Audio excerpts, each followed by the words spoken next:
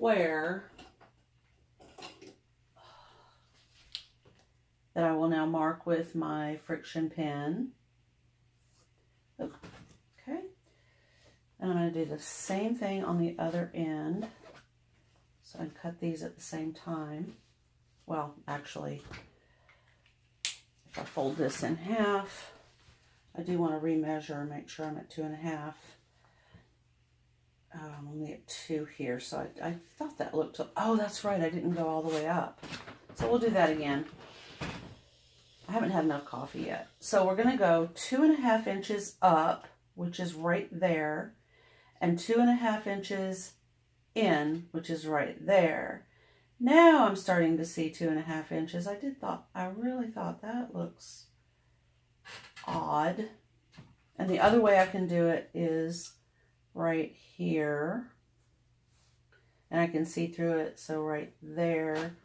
And then I can measure from here. Okay. That might be off just a little bit. That's why I like this ironing board. It's got dual functionality. It's really quite cool. Okay. 2.5 and 2.5. We'll try that again. Now I'm looking at 2.5 inches. Okay. So what I can do is just flip this like this. And cut this out. I can't press that because my friction ink will disappear.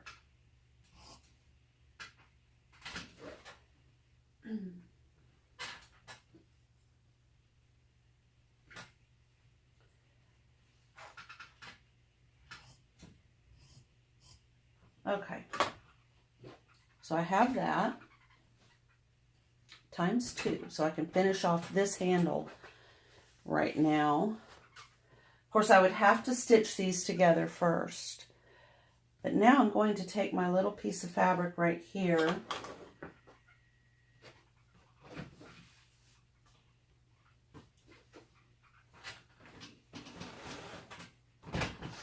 And I'm just going to fold in about 1/4 inch. And I may have to adjust this as I go.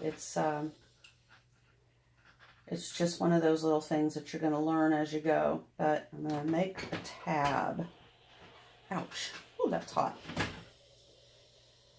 Coffee would probably be a good idea considering I just made a rookie mistake. Burned my finger. Woo. Okay, so when we get 1/4 inch and 1/4 inch and 1/4 inch and 1/4 inch all folded in,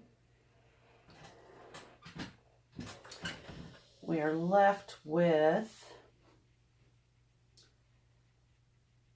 basically 2 1/4, 2 1/4. So that's an interesting math problem that I have no desire to figure out.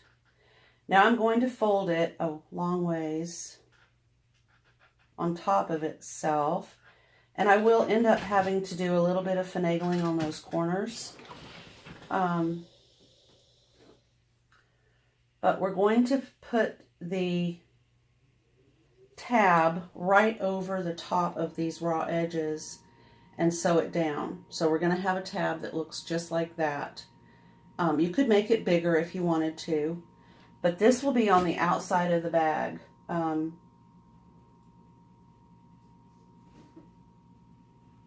And when we stitch the handle to the bag, we're not going to stitch this down. We're going to start stitching here so that there's just this little bit of lift here. It's a little interesting design element that looks, in my opinion, looks really cute on a purse. Okay, so that's where we're gonna pick up the next time we come in to sew. But for today, I'm basically done. I've got a lot of work to do today. I've got to meet with a real estate agent.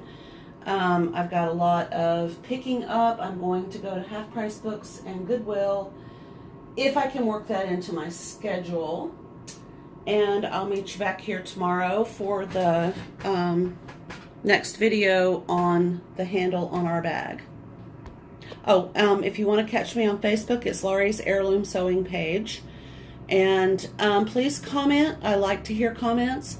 Let me know what you think about this idea. If you have a different idea, I know a lot of people will use a little piece of leather. You can always take like an old purse and cut yourself a piece of leather for that little tab right there.